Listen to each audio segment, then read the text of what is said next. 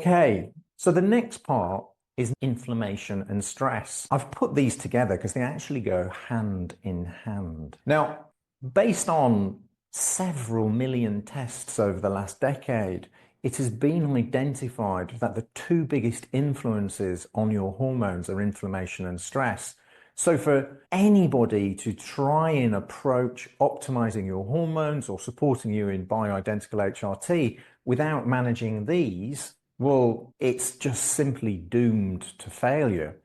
If we look at what happens, let's just take, for example, estrogen dominance. So this would be your estrogen and this is your progesterone. Stress can, in several ways, raise estrogen. Estrogen dominance can be made worse by inflammation. So simply supplementing your hormones to actually regulate estrogen dominance is not going to work unless we also address inflammation. The next part is stress. Now, stress can make estrogen dominance worse. Why? Well, stress, and specifically cortisol, can suppress progesterone. And a classic example of this is females who suddenly arrive in perimenopause, maybe go on to bioidentical HRT, suddenly realize they've put on 15, 20, 25 pounds. And this is a story we hear day in, day out in this clinic when we're helping people. And they suddenly assume they've done something wrong, which they haven't. And